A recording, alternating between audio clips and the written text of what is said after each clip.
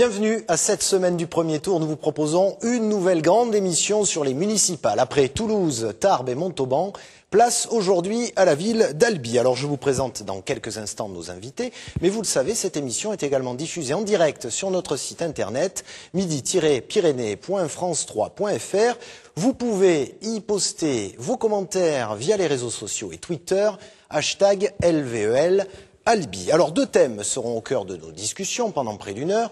L'économie et l'emploi, quelle retombée évidemment touristique et économique après le classement au patrimoine mondial de l'UNESCO, mais pas seulement, quels autres secteurs également économiques à développer ou à encourager. Et puis de l'UNESCO, nous en reparlerons forcément sur notre deuxième chapitre qui concernera l'image de la ville. Mais l'image de la ville, c'est aussi un urbanisme, c'est aussi des transports, c'est aussi une population à faire vivre, à distraire, voire même à cultiver.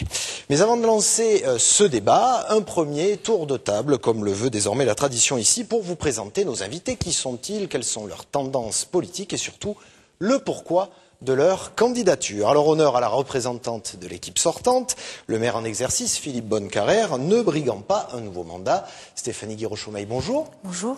Vous êtes adjointe au maire, mais également vice-présidente de la communauté d'agglomération. Vous présentez sans étiquette, divers droite, disent beaucoup. Sans étiquette. Sans étiquette. Donc pourquoi cette candidature en lieu et place de Philippe Bonnecarrère? Alors cette candidature, elle est d'abord le fruit d'une réflexion concertée avec l'ensemble de l'équipe municipale et avec Philippe Bonnecarrère. C'est une envie de s'engager pour les Albigeois, c'est une détermination sans faille pour Albi et pour les Albigeois.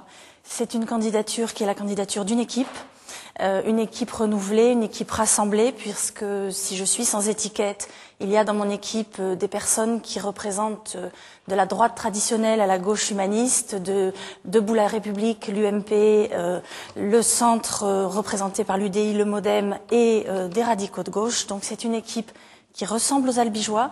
C'est une équipe qui est le miroir de la société albigeoise. Une grande majorité de mes coéquipiers sont impliqués dans le tissu associatif, que ce soit sportif, culturel, social. Ce sont des gens qui ont, comme moi, envie de s'investir pour la ville, envie de s'investir pour les Albigeois. Ce sont des gens qui vivent la même vie que les Albigeois. Nous faisons nos courses dans les mêmes commerces, nos enfants vont dans les mêmes écoles. Et effectivement, c'est une équipe qui va pouvoir s'appuyer sur un bilan de 3 mandats de Philippe Bonnecarrère. On aura l'occasion d'en reparler. On y reviendra, bien entendu. Merci à vous, Stéphanie Guiraud-Chaumeil, pour cette première présentation. Alors, il a été le grand gagnant de la primaire socialiste, non sans heurts, disent certains. Il est désormais bien en place dans la campagne. Jacques Valax, bonjour. Bonjour. Alors pourquoi cette candidature, vous qui êtes déjà député du Nord du Tarn? Candidature très simple. Pour moi, les choses sont d'une limpidité extraordinaire. Mon engagement, il est à la fois instinctif et raisonné. Instinctif parce que j'aime Albi. Je suis viscéralement attaché à cette ville. Je l'aime de façon primitive. Mais l'instinct ne fait pas tout en matière politique. Donc, autant faut-il entendre son cœur, mais autant aussi faut-il ne savoir laisser parler que la raison. Et la raison, eh bien, elle m'amène à faire un choix. Un choix dicté un peu par ce que souhaitent les Albigeoises et les Albigeois. Je crois qu'ils attendaient de moi que je sois candidat. Je n'ai donc fait qu'assumer mon devoir. Aujourd'hui, je sais l'ampleur de la tâche qui nous attend, qui m'attend personnellement, qui attend les colistières et les colistiers, que j'ai choisi dans une liste rassemblée, une liste politique. L'étiquette du Parti socialiste, elle est le fondement de notre action, mais vous l'avez remarqué, cette liste, elle est aussi ouverte. Ouverte parce que nous sommes, nous, généreux. Nous sommes hommes et femmes de dialogue. Et je n'aime pas, moi, ce qui se cache derrière des faux semblants, des fausses affirmations. Donc aujourd'hui, le raisonnement m'amène à dire qu'il fallait que je sois candidat. Je suis prêt à assumer la responsabilité qui m'incombera dans les quelques jours qui viennent. Et je peux vous assurer que je ferai de la ville d'Albi une très belle ville. Merci à vous pour cette présentation, Jacques Valax, parce que il faut, pour qu'on ait le temps de débattre, que vous résumiez à 1 minute chacun d'entre vous. Alors, il fut également membre de l'équipe sortante, comme adjoint notamment, mais il l'a quitté, divers droite, mais soutenu par l'UMP. Olivier Brault, bonjour. Bonjour. Pourquoi cette candidature? Écoutez, en 2008, aux dernières municipales, Philippe Bonnecarrère a dit qu'il ne se représentait pas. J'étais donc le candidat naturel de cette équipe. En 2011, je n'ai pris personne en traite. J'ai dit que je ne serais pas absent des municipales. Après 18 ans de mandat où je me suis occupé du sport, de la jeunesse sur Albi, où j'ai quand même changé beaucoup de choses dans ce domaine, 6 ans, je me suis occupé des finances. Je crois que mes idées, mon programme aujourd'hui pour les Albigeois, c'est un programme que je vais leur délivrer avec toute la compétence et toute la foi que j'ai en cette ville depuis des années. Ils me connaissent, ils savent que moi aussi je fais des cours dans les mêmes commerces, que mes enfants ont été à l'école à Albi et que j'ai viscéralement aussi Albi au fond du cœur. Merci à vous, Olivier Brault. Alors, les Verts seront également présents sur ce scrutin à Albi. Ils demandent du renouveau, de génération, d'idées, de pratiques. D'ailleurs, il se dit novice en politique. Avec nous, Pascal Pranière. Bonjour. Bonjour. Pourquoi cette candidature ? Bien, nous, en tant que militants écologistes, nous prenons en compte la dimension un petit peu globale et les enjeux contemporains auxquels nous sommes confrontés. Nous souhaitons les mettre en pratique. Mettre en pratique une réaction et des propositions pour résoudre ces questions-là dans la ville d'Albi. Donc, nous allons organiser notre programme autour de 3 grands thèmes. Redonner une attractivité économique à la ville d'Albi avec un nombre de propositions.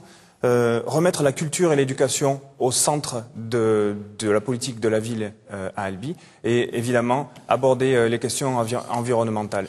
Donc les militants écologistes m'ont donné leur confiance pour porter nos valeurs dans cette élection. Je les porterai le plus loin possible et je compte bien pouvoir les mettre en pratique dans un futur proche. Merci à vous, Pascal Pranière. Du vert, on passe au bleu marine. Frédéric Cabrolier, bonjour.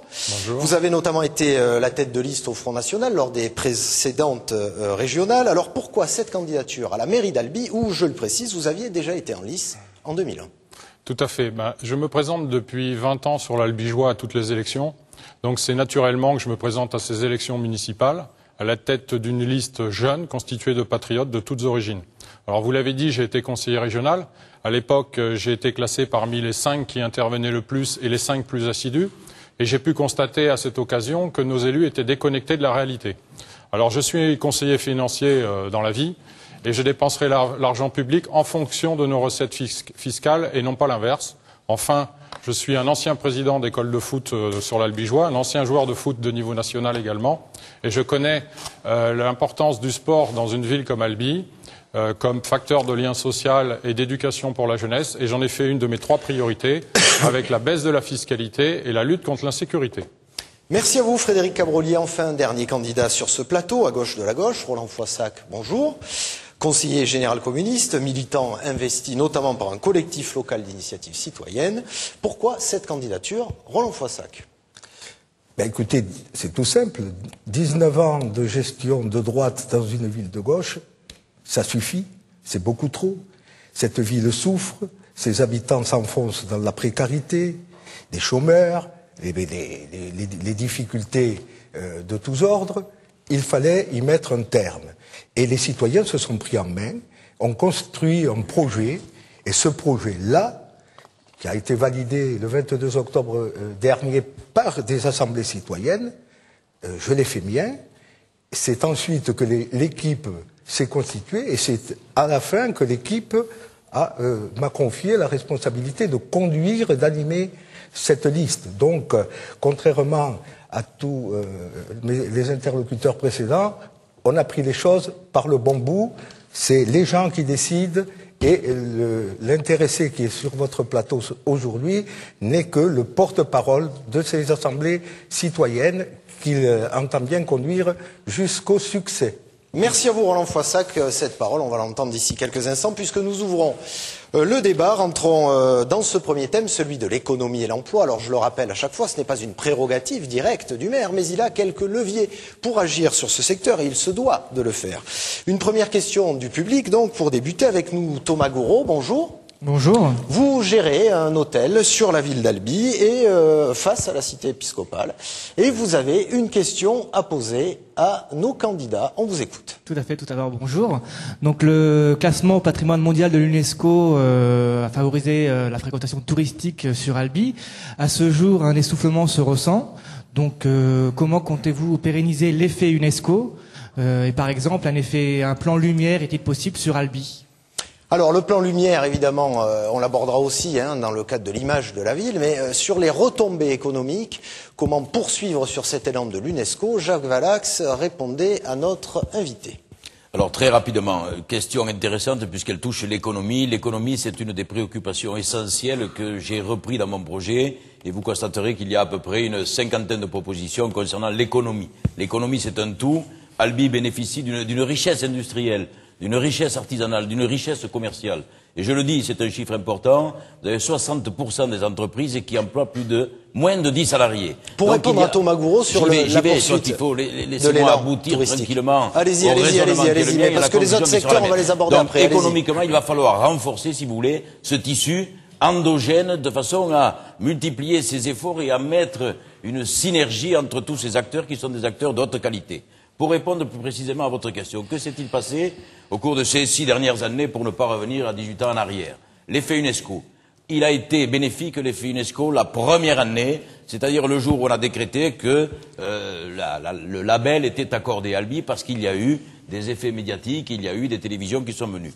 Dans les 2 années qui ont suivi, et cette année en est la concrétisation, aucun effet complémentaire. C'est-à-dire que la ville d'Albi... Donc concrètement, qu'est-ce qu'on fait? Qu'est-ce qu'on fait? Il va falloir relancer cet effet UNESCO, mais je dis que la ville d'Albi ne peut pas économiquement s'asseoir simplement, se satisfaire d'une rente touristique. Okay. C'est le monde économique dans son entier qui doit être amalgamé pour que nous puissions effectivement, dans un avenir très proche, redonner une dynamique qui a été laissée de côté par on va revenir sur les autres côtés de l'économie. Olivier Brault, pour répondre à notre invité, qui donc gère un hôtel sur Albi, comment on poursuit cet élan économique qu'avait amené l'UNESCO? Le tourisme, aujourd'hui, c'est 6% du PIB. Il est dommage qu'on n'ait pas bénéficié justement de cette manne touristique au niveau de la ville d'Albi. Alors moi, je proposerais que l'UNESCO, en fait, on doit doubler dans les 6 ans le nombre de touristes à Albi. C'est-à-dire relancer la dynamique au niveau des animations à Albi, faire un comité stratégique avec le département, la région, la CCI, les restaurateurs, les hôteliers, pour travailler ensemble. Albi, ce n'est pas un village gaulois isolé. Albi, c'est c'est une ville qui est dans le Tarn, c'est une ville qui est dans la région Midi-Pyrénées. Travaillons avec tout le monde à ce que chacun puisse bénéficier et que les Albigeois ressentent les effets du tourisme sur Albi. Merci. Sur cette donnée, et pour répondre toujours à la question de Thomas Gouraud, Pascal Pragnères, qu'est-ce qu'on fait pour poursuivre cet élan, cet apport économique qu'a amené l'UNESCO sur Albi? Alors le tourisme à Albi est organisé autour de l'effet UNESCO, évidemment. Le problème que j'analyse dans la situation actuelle, c'est que le tourisme et les retombées touristiques sont centrées uniquement sur la cathédrale et le musée Toulouse-Lautrec, qui sont des pôles extrêmement importants, mais qui orientent le tourisme et tout l'aspect culturel lié au tourisme vers le passé, vers les murs. C'est une culture des murs. Ce qu'il manque à Albi, c'est une culture vivante, c'est un pôle de création, de diffusion. Avec le Grand Théâtre, on commence à en approcher, mais il manque encore des lieux d'exposition, par exemple. C'est un gros problème sur la ville d'Albi. On en parlera en deuxième partie de l'émission. Et donc le développement d'un pôle culturel est à mon sens quelque chose qui peut retenir les touristes sur la ville d'Albi, puisque les touristes ont quand même tendance à passer à Albi pour visiter la cathédrale ou le musée Toulouse-Lautrec, mais à ne pas y aller ailleurs. Alors économiquement, toujours, Frédéric Cabrolier, qu'est-ce qu'on fait pour maintenir cet élan qu'avait créé le classement au patrimoine mondial de l'UNESCO de la cité épiscopale? Oui, effectivement, le classement UNESCO, on a l'impression que ça a été une finalité. Ça a été à mettre au crédit, effectivement, de la majorité sortante, mais ça a été une finalité et non pas un moyen pour développer l'emploi et, effectivement, d'autres secteurs d'activité. Aujourd'hui, le classement UNESCO, quand on visite les commerçants du centre-ville, il est perçu plus comme une contrainte que comme un atout. Donc effectivement, il faut en changer tout ça. Moi, je pense que la meilleure preuve qu'en matière d'économie, la majorité sortante a échoué, c'est que l'on retrouve sur la liste dissidente à celle du maire, on retrouve le président de la Chambre régionale de commerce et d'industrie, la femme du président de la Chambre départementale de commerce et d'industrie et le responsable d'un des principaux syndicats d'artisans, l'UPA. Donc c'est bien la preuve que ces gens-là ne sont pas contents du bilan économique de la majorité sortante. Et voilà, alors qu'est-ce qu'il faut faire? Rapidement. Moi, je crois que, contrairement au Parti socialiste, il ne faut pas créer ex nihilo, en matière d'emploi, par exemple, des contrats aidés. Avec l'argent du contribuable, c'est toujours plus facile. On va y revenir sur les autres secteurs de l'économie. On va juste finir de répondre à la question de notre invité. Je vous pose les questions après sur qu'est-ce qu'on fait pour développer l'économie de manière générale.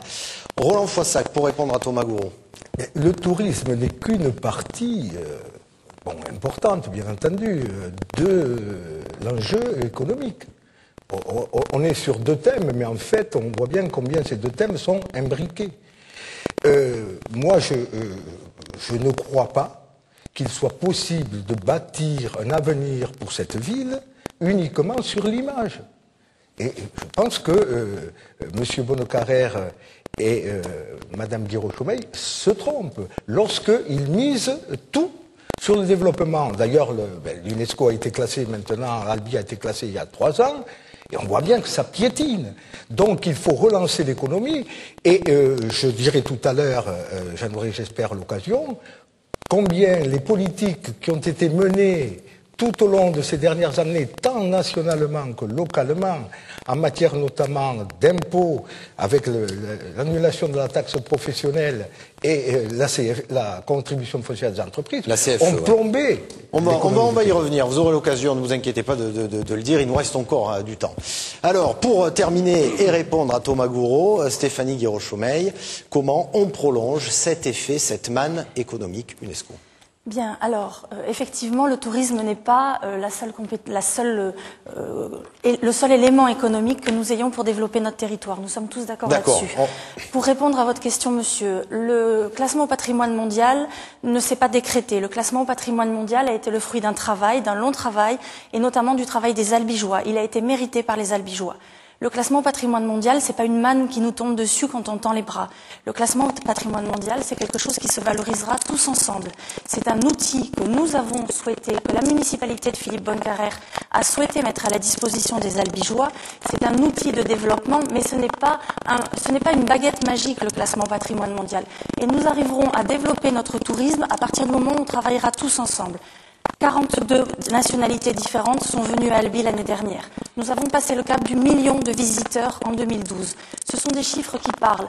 Alors, dire qu'on double les chiffres, je veux entendre, mais c'est quelque chose qu'on ne peut pas imposer aux gens. À nous d'être suffisamment attractifs, à nous de leur donner envie de venir.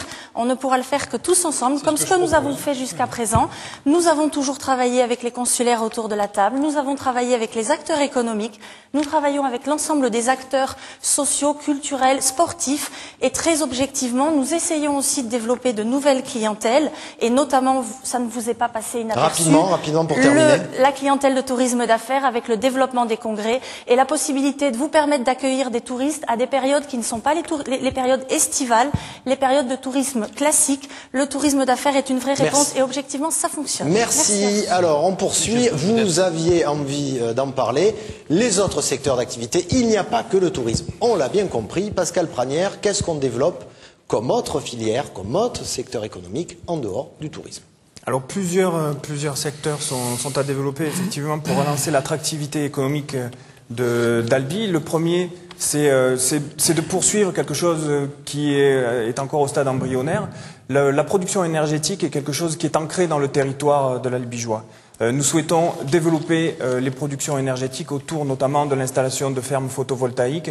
Un projet avait été évoqué pour le site de la centrale Pélissier. Nous souhaitons également remplacer d'une certaine façon le site de gaspillage énergétique du circuit d'Albi par un site d'expérimentation et de production énergétique. Ensuite, évidemment, nous voulons que tout ceci soit structuré dans une sorte de pôle de compétitivité qui fonctionnerait avec les centres de formation, l'école des mines, les différents lycées de la ville qui produisent de la formation autour de ce domaine-là. Ensuite, la rénovation du parc immobilier est un élément important dans lequel la mairie peut augmenter les aides. La rénovation thermique, pour rénovation thermique, moins de déperdition d'énergie dans les bâtiments. Isolation, transformation des sources d'énergie. C'est quelque chose qui permet d'amener un mieux vivre aux Albigeois et qui développe l'artisanat local également. Ensuite, ce que nous proposons aussi, c'est de créer une structure de gestion dans le centre-ville qui permettrait de rivaliser avec la compétition des hypermarchés qui ont été qui drainent l'activité économique vers l'extérieur du centre-ville. Nous voulons la ramener avec ce système-là dans le centre. Et évidemment, nous avons plusieurs propositions en termes d'économie sociale et solidaire pour développer des magasins coopératifs paysans dans le centre-ville. Ou d'autres dispositifs comme la création d'une régie municipale du microcrédit. Merci pour ces premières pistes de création d'emplois également, hein, parce que l'emploi, on le répète, c'est la préoccupation majeure des Français. Olivier Brault, vos principales pistes, hein, on va essayer chacun de ne pas tomber dans l'effet catalogue, mais vos principales pistes des autres secteurs économiques à développer sur Albi. Écoutez, aujourd'hui, l'économie, en tout cas l'emploi à Albi, c'est la préoccupation bien sûr des Français, mais des Albigeois également. Moi, je propose 4 plans d'action. Un plan d'action sur les entreprises, avec une ville plus audacieuse, avec des capitaux risqueurs, développer les entreprises innovantes, faciliter les démarches vis-à-vis des jeunes qui ont envie de s'investir et de créer une entreprise.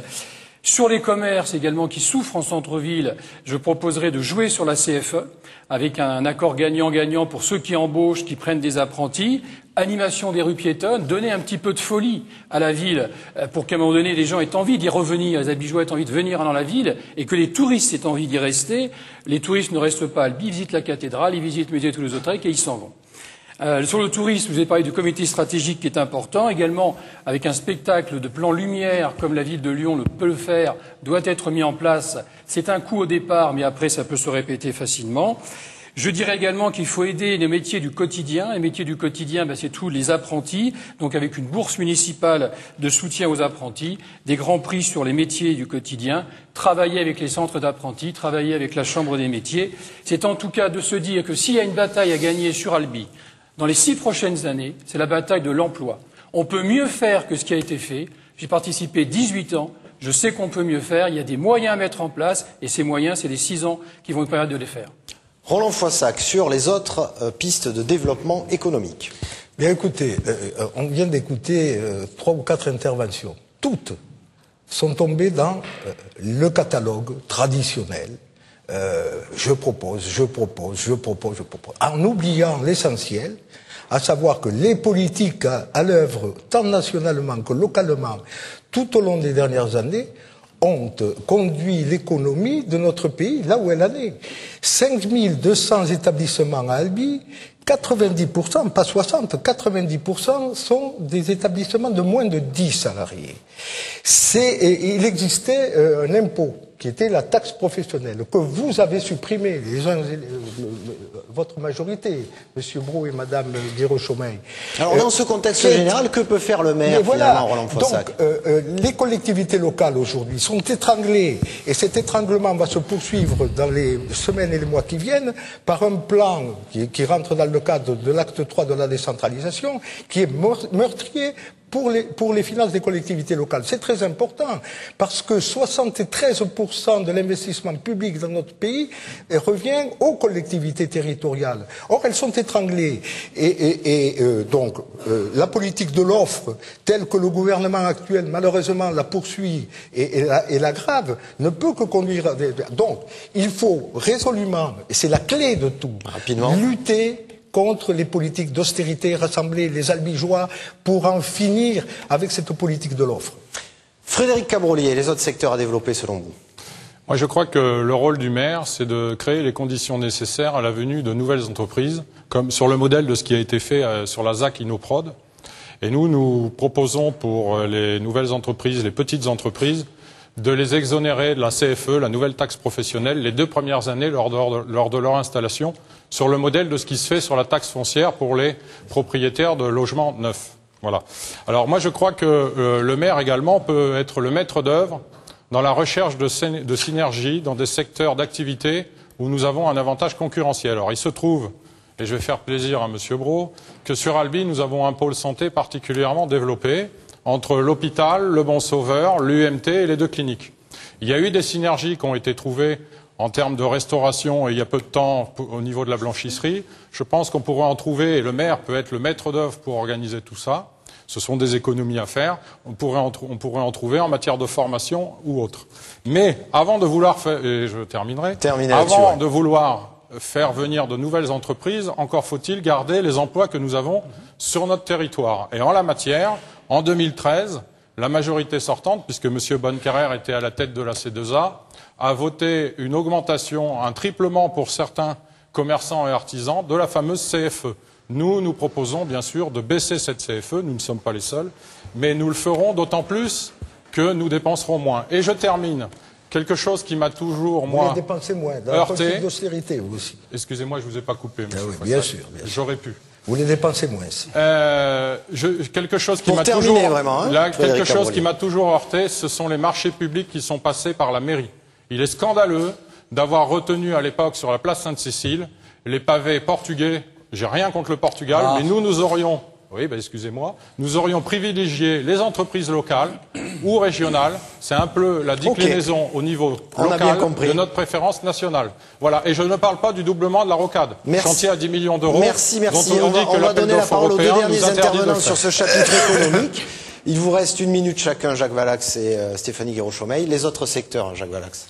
Alors très rapidement, moratoire sur le développement des grandes surfaces, je crois que c'est important. On a eu une question posée par un commerçant du centre-ville. Il faut absolument aujourd'hui renforcer ce commerce de proximité, renforcer ce commerce du centre-ville. Et la première des mesures commence par le fait de geler en quelque sorte la possibilité pour des grandes surfaces de venir s'installer. On sait qu'elles ne créent pas d'emplois et que bien au contraire leur seule présence contribue à diluer le tissu social. Deuxième observation, création de l'établissement public foncier local, de façon à geler les terres. Je suis pour l'initiative privée, mais je suis contre la spéculation immobilière et je souhaite que nous puissions avoir une vision à long terme pour pouvoir justement prévoir l'aménagement de véritables zones d'activité commerciale. Aujourd'hui, Albi souffre d'un déficit à ce niveau-là.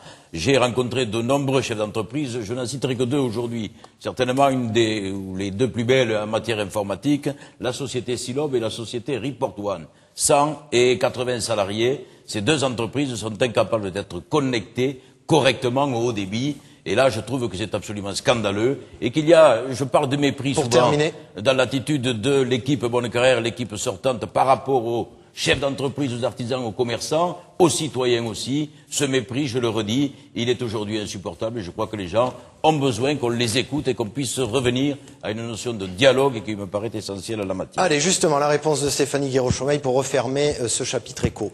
Oui, d'abord, monsieur le député, je vous autoriserai à ne pas parler de mépris dans les débats. Vous nous expliquerez combien d'emplois vous avez créés sur l'Albigeois en X années de mandat cumulé. Je me permettrai donc de rebondir rapidement. L'économie, c'est bien évidemment l'industrie, l'innovation, c'est bien évidemment le soutien au commerce, et j'ai envie de dire à tous les commerces, que ce soit les commerces de centre-ville, de proximité, les commerces de périphérie également qui créent de l'emploi sur l'Albigeois, les commerces, le e-commerce, nous avons plusieurs entreprises qui créent de l'emploi sur le e-commerce.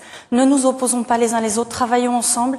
Le rôle d'une municipalité et d'une agglomération, parce qu'il y a quand même un vague mélange autour de cette table, c'est effectivement de donner des outils aux chefs d'entreprise pour se développer, pour pouvoir faire venir d'autres chefs d'entreprise, pour continuer à embaucher. C'est le rôle des élus. Ne confondons pas le rôle des chefs d'entreprise et le rôle des élus. Les élus ne sont pas là pour jouer aux chefs d'entreprise. Les élus sont là pour aider les chefs d'entreprise, pour aider les salariés à se développer. Nous avons confiance dans notre tissu économique. Nous avons confiance dans nos chefs d'entreprise, dans leurs salariés.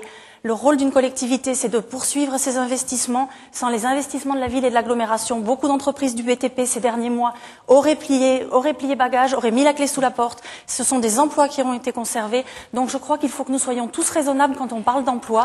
Pas de grandes déclarations. Juste une petite seconde. La CFE, c'est un impôt. On ne fait pas que ce qu'on veut avec l'impôt. Monsieur le député qui vote les taux le sait. Monsieur, sachez qu'en 2014, nous avons baissé de 73% l'imposition. Visiblement, vos chiffres ne sont pas récents, l'imposition pour les plus petits, les moins de 10 000. Donc, sachez-le, ça c'est fait. Mais parce que le législateur nous en a donné la possibilité, monsieur. Je me permets de terminer, s'il vous plaît. Je ne vous ai interrompu ni les uns ni les autres. Pour les entreprises qui ont un chiffre d'affaires inférieur à moins de 10 000 euros. Vous savez ce que c'est? Si vous connaissiez le monde du travail. Madame, je crois que vous avez cessé toute activité professionnelle depuis longtemps. Et non, monsieur, excusez-moi. Je suis professeur libéral comme vous. Rassurez-moi, madame, parce que j'ai entendu dire sur l'Albigeois que vous étiez avocat. Allez, rapidement, donc, vous dites je paie ma CFE, monsieur. De moins de 10 000 euros, ça ne suffit pas. Voilà 10 000 euros, c'est rien. Mais monsieur, vous n'êtes pas député. Monsieur, est-ce que vous n'êtes pas député? Est-ce que c'est pas vous qui votez les taux de la CFE? Donc, ne venez pas nous dire que vous avez baissé de 73% la fiscalité locale. On peut lancer le débat. Oui, on lance ça. On peut lancer le débat. Mais vous aurez la deuxième partie de cette émission pour le faire. Ne vous inquiétez pas, je suis là pour veiller au grain. Très bien. Vous aurez la deuxième partie du débat pour le faire. Nous passons cette fois-ci à l'image de la ville, tout simplement. Alors l'image de la ville, évidemment, son urbanisme, mais également ses transports, et puis sa vie, son dynamisme et son animation. Avec donc Albi, une ville qui sait être jeune aussi, également étudiante. Avec nous, Jimmy Soto, bonjour. Bonjour. Vous êtes le président de l'association Pollux. Alors cette association, c'est un fanzine, un festival, mais aussi 150 adhérents et surtout des idées pour animer la vie albigeoise. Jimmy Soto, vous avez la parole pour poser une question à nos invités. Merci beaucoup. Donc l'université et la culture à Albi sont deux secteurs en pleine expansion. D'une part, les formations sont de plus en plus nombreuses, entraînant une augmentation du nombre d'étudiants, et d'autre part, l'essor culturel se traduit par l'existence d'événements et d'équipements d'envergure. Néanmoins, l'offre culturelle ne correspond pas entièrement aux demandes contemporaines des Albigeois et de cette nouvelle population étudiante. Par exemple, la pratique et la diffusion de musique amplifiée restent une problématique forte depuis de nombreuses années sur Albi. Et donc nous avons l'absence d'un lieu dédié qui donc freine la diversification de l'offre et les porteurs de projets. Donc je vais vous poser deux questions. La première, ce serait la mise en œuvre d'une politique culturelle innovante, dynamique, en phase avec son temps et répondant aux pratiques des Albigeois, passe-t-elle par une diversification et ou un renouvellement de l'offre, des équipements ou des acteurs?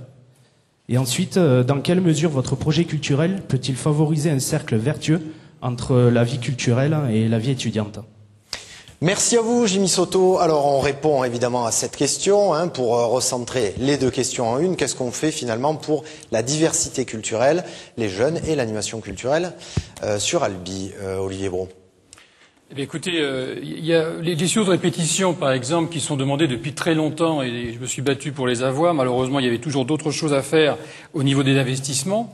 Moi, je proposerais aujourd'hui, il y a le cinéma Tivoli, par exemple à Albi, qui est un cinéma qui va disparaître. Aujourd'hui, il est en vente. Moi, je proposerais que le maire d'Albi, demain, préempte éventuellement ce cinéma pour créer justement des espaces de répétition, des espaces de diffusion pour les jeunes. La vie culturelle étudiante, c'est aussi qu'à un moment donné, on accepte que la ville soit aussi une ville un peu jeune et dynamique. Donc, entre la faculté, le Grand Théâtre et la place Sainte-Cécile, on voit quand même qu'il y a un peu de manque d'animation, de manque de bars ou en tout cas de vie festive pour les jeunes. Moi, je proposerais qu'à un moment donné, lorsqu'il y a certains bâtiments qui sont à vendre, on puisse préempter, on puisse donner, en tout cas, à la ville d'Albi, ce côté jeune et non pas conservateur. Donnons à cette ville la possibilité à nos jeunes de rester, de créer des entreprises, d'avoir envie d'y vivre. C'est une ville qui est agréable. Donc moi, je crois que s'il faut la rendre encore plus agréable, c'est grâce aussi à l'animation qu'on y mettra. Sur le point de la diversité également culturelle dont parlait, comment on peut essayer de diversifier cette offre? Il ne faut pas que ce soit une culture élitiste, en tout cas, ça c'est sûr.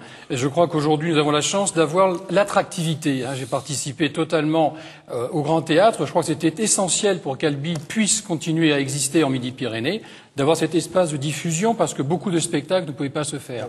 Aujourd'hui, il faut qu'il y ait à la fois avec les amateurs, avec l'ensemble de la politique culturelle, aussi avec les acteurs culturels de la mairie, il faut qu'on ait une programmation qui réponde à tout le monde. Donc cette programmation qui soit également populaire, c'est-à-dire qu'on puisse avoir ce que l'on souhaite et qu'il y ait un peu plus éventuellement de concerts pour les jeunes. Merci. Pascal Pranière pour répondre à Jimmy Soto. Oui, plusieurs aspects à prendre en compte pour répondre à votre question.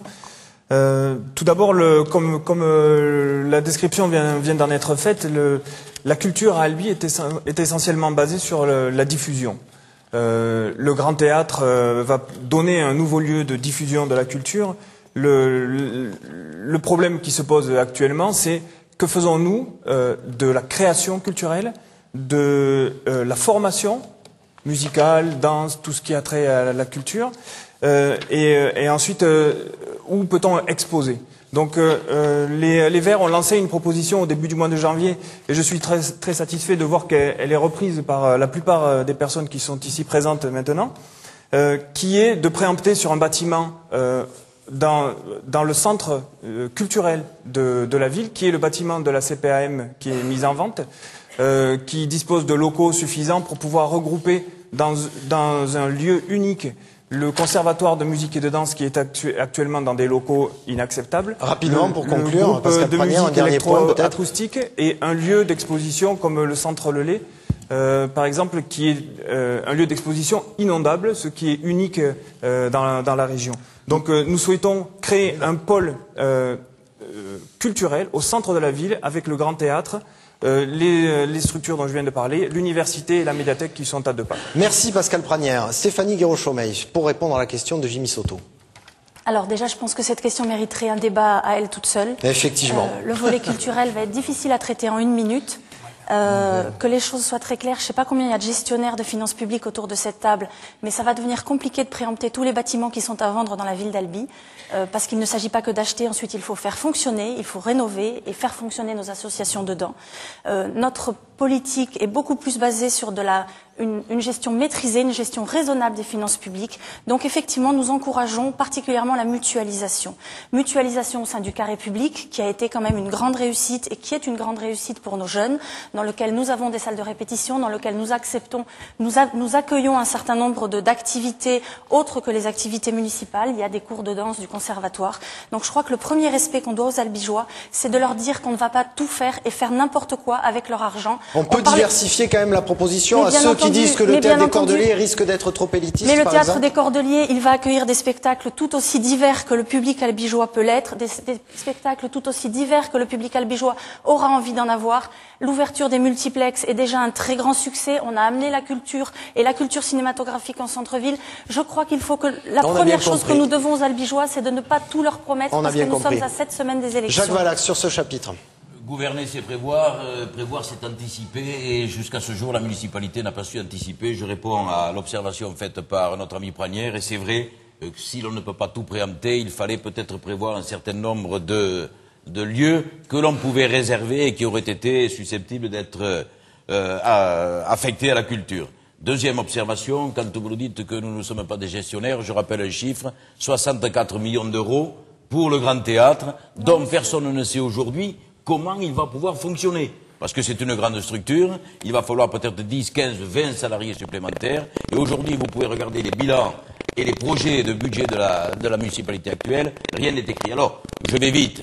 Il faut qu'Albi sorte de son isolement culturel. Et il y a un maillage extraordinaire à mettre en place. La métropole toulousaine, le musée des abattoirs, un peu plus loin, Rodez, le musée le futur musée Soulage.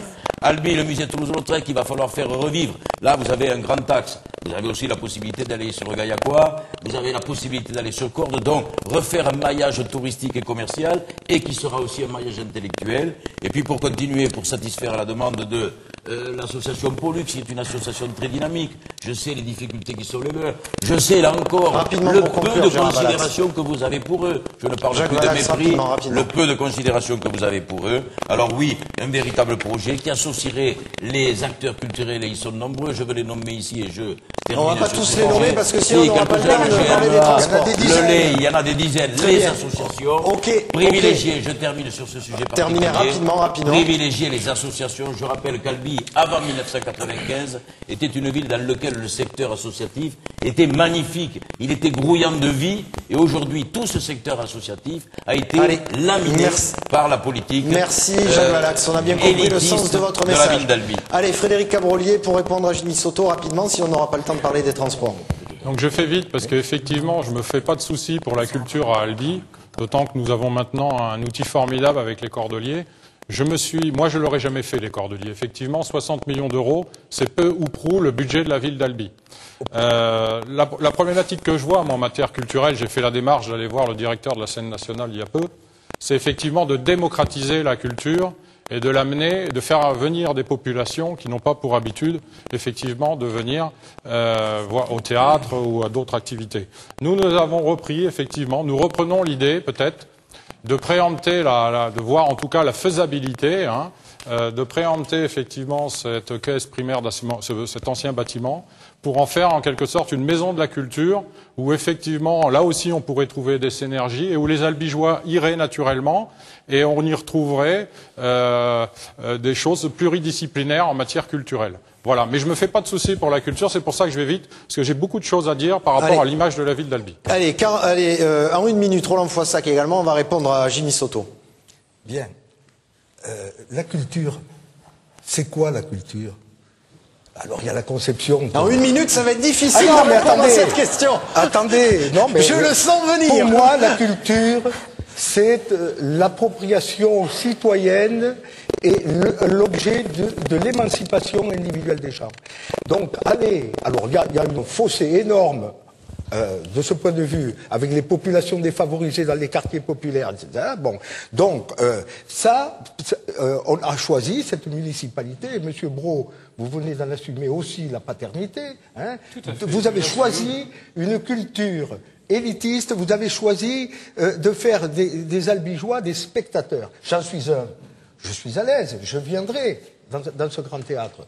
Je n'aurais pas fait le grand théâtre et je considère que ça n'est pas l'outil qui convient aujourd'hui pour faire la culture. Vous allez avoir des spectacles intéressants pour certains, vous allez avoir des congrès, mais la culture c'est bien autre chose. Et c'est de pouvoir répondre précisément à l'interpellation de notre interlocuteur et de beaucoup d'autres. Et de ce point de vue, je veux quand même, je ne serai pas plus long que mes semblables, je veux parler des 7 chantiers qu'on va rendre publics dans quelques jours et qui sont l'émanation du projet. Le chantier 6 s'intitule « Construire un projet culturel d'émancipation avec et pour les Albigeois ». Je ne citerai que les 5 axes. Égalité de traitement entre le centre-ville et les quartiers, accès pour chacun à la pratique de son choix et la prise en compte de la diversité, la collaboration entre les niveaux culturels, socio-culturels, associatifs. Rapidement, Roland Foissac. Je finis, il y en a 5, c'est le 3e. Et l'éducation populaire, la rencontre des artistes avec la population. Ils ne viennent pas là pour faire des spectacles et partir ensuite le lendemain. Et la réappropriation de l'espace urbain.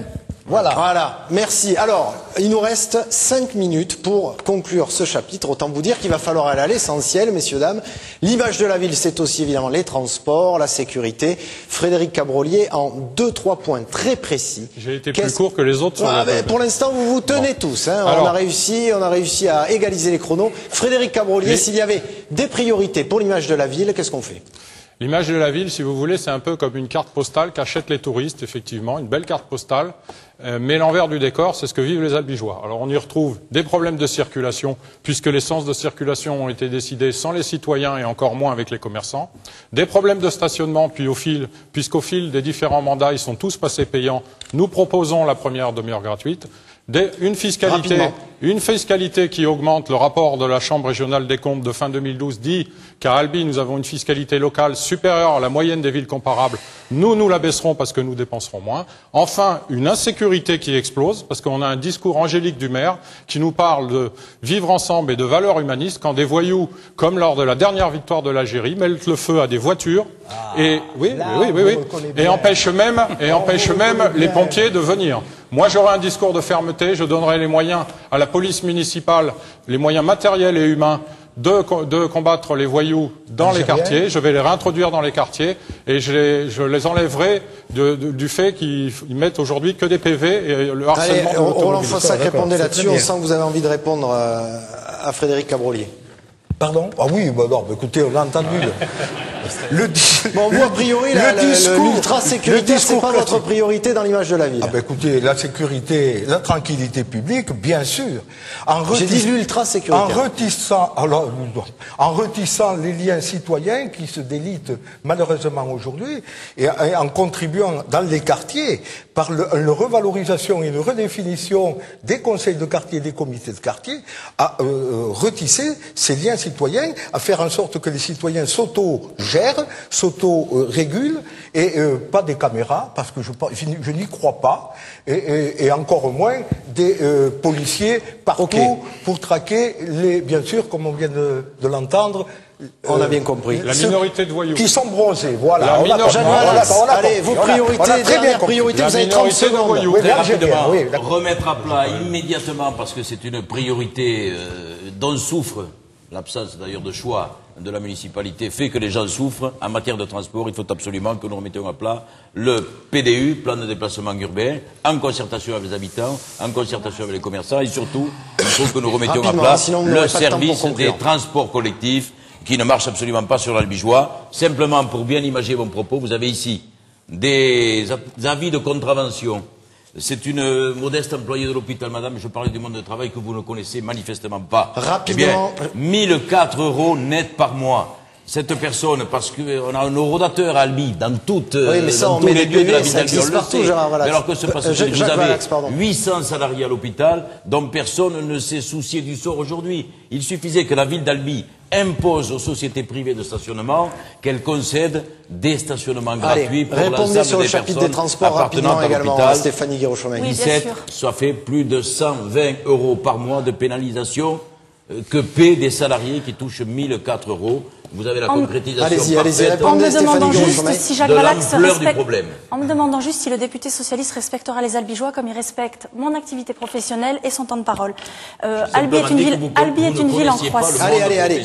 Ça va les temps de parole? Albi est une ville en croissance. Tout va bien sur les temps de parole, Roland Foissac. Ne Je vous vais pas y inquiétez arriver. pas. Allez-y. Albi est une ville en croissance. Albi est une ville dont la population grandit. Nous sommes maintenant 51 441 habitants à Albi. L'agglomération croît également. Nous avons des problématiques effectivement de déplacement, mais comme toute ville aux heures de pointe, quand on travaille, quand on va chercher ses enfants à l'école, effectivement, on y va tous à la même heure, on en revient tous à la même heure. Que les choses soient très claires. Ne promettons pas... On a bien compris, ne promettons pas ce qu'on peut tenir, Stéphanie Guérochomel. Juste une seconde, s'il vous plaît. Ne promettons pas un changement de plan de circulation tant que le chantier de la rocade n'est pas terminé. Il est totalement impactant sur la circulation du centre-ville. Nous serons la première équipe qui sera post-chantier de la rocade et les choses seront complètement différentes, vous verrez, monsieur. Pascal Pranière, en 30 secondes, si vous aviez une autre idée à mettre en avant par rapport à l'image de la ville. Oui, deux idées. Alors, il est clair que la question de la mobilité et de la circulation sont fondamentales. C'est ce qui peut permettre d'améliorer les conditions de vie dans la ville et la qualité de l'air dans la ville également. Donc, nous proposons de revoir complètement le plan de circulation et le plan des transports et de surtout faciliter les déplacements doux, donc avec des dispositifs d'élargissement des zones piétonnes et de création de voies cyclables sécurisées. La circulation cycliste est une catastrophe en ce moment sur Albi.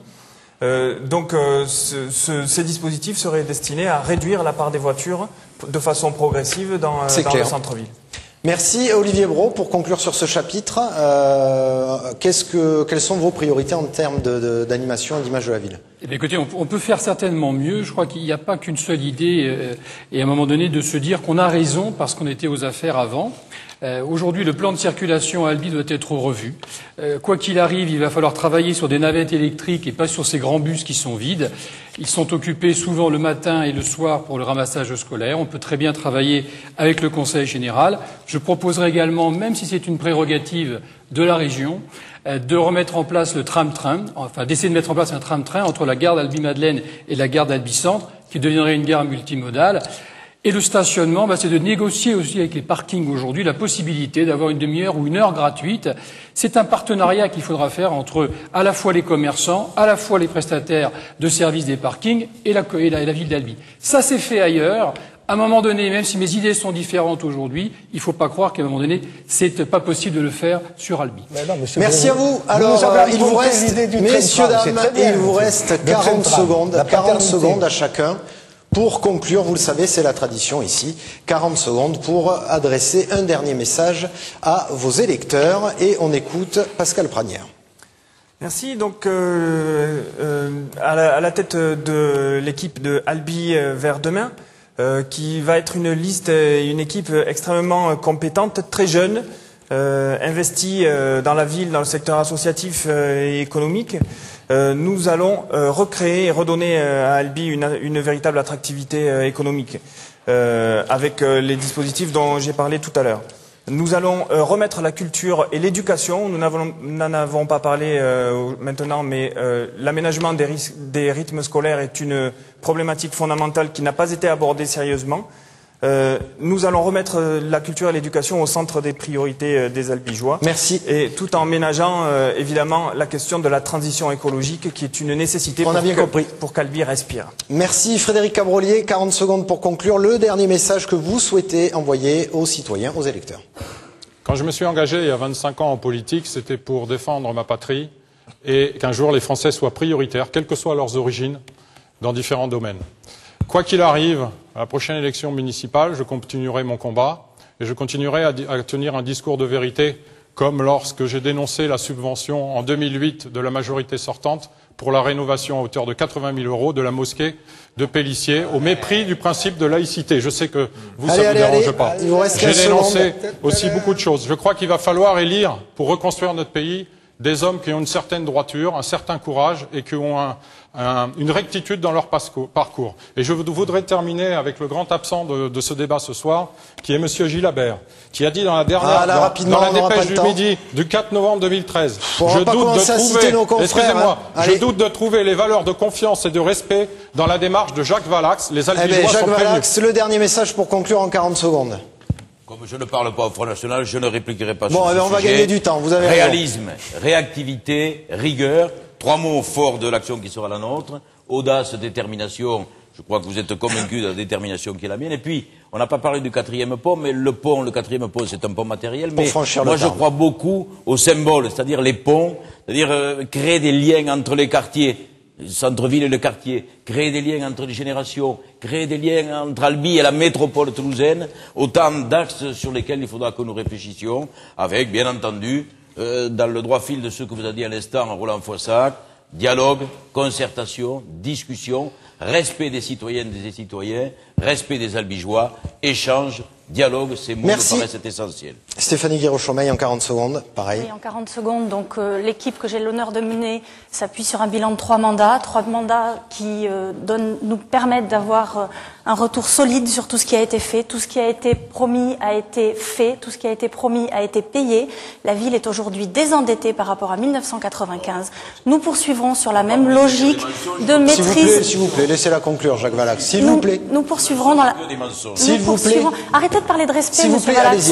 Nous poursuivrons sur la même logique de désendettement, nous poursuivrons dans la même logique de maîtrise financière. Notre projet sera effectivement un projet qui sera raisonnable, qui s'appuiera sur la continuité, qui sera cohérent, et nous n'aurons pas le projet à 43% d'augmentation de l'impôt pour les Albigeois.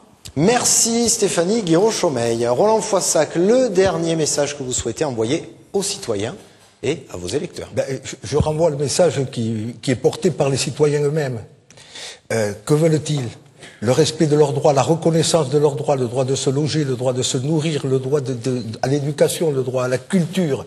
Ces droits leur sont niés par les politiques actuelles, tant nationales que locales. Il faut les reconquérir et il faut reconstruire du vivre ensemble. C'est pour cela que je suis à la tête de cette équipe. Ensemble, changeons d'Albi. Les Albigeois me connaissent. Ils savent que faire la différence entre les promesses, les catalogues et les engagements. Et donc, c'est des engagements que je prends. On a bien compris vos engagements, Roland Foissac. Merci. J'espère bien que vous les avez compris. Les Albigeois les comprendront. Olivier Brault, le dernier message à faire passer à vos électeurs et aux citoyens. Alors, avec la liste Un Nouvel Élan pour Albi, qui est une liste cohérente, l'emploi sera la priorité. Deuxième chose, au quotidien, les Albigeois, lorsqu'ils sortent de chez eux, la voirie, la circulation, le stationnement. Et troisième point, parce que j'ai été adjoint aux finances et que je sais ce que ça représente aujourd'hui, je proposerai une pause dans les grands travaux durant les 6 ans qui viennent pour préparer l'avenir. Les investissements seront orientés vers les besoins quotidiens des Albigeois. 0% d'augmentation des taux pendant 6 ans. Ce sera difficile à tenir, mais c'est de l'audace et du courage, et c'est ce qu'attendent aujourd'hui les Albigeois et les Français en général. Merci à vous 6 d'avoir accepté le débat. Bonne suite de campagne, évidemment. On vous suivra à travers nos reportages et puis on vous retrouvera probablement le soir du premier tour, le 23 mars. Je vous le rappelle, évidemment, c'est important. Merci à vous de nous avoir suivis. Le débat qui continue sur notre blog Midi Pyrénées Politique, évidemment. Et puis, quant à nous, on se retrouve la semaine prochaine à 11h30 pour un nouveau débat dans La Voix est libre. D'ici là, évidemment, passez un très bon week-end et portez-vous bien.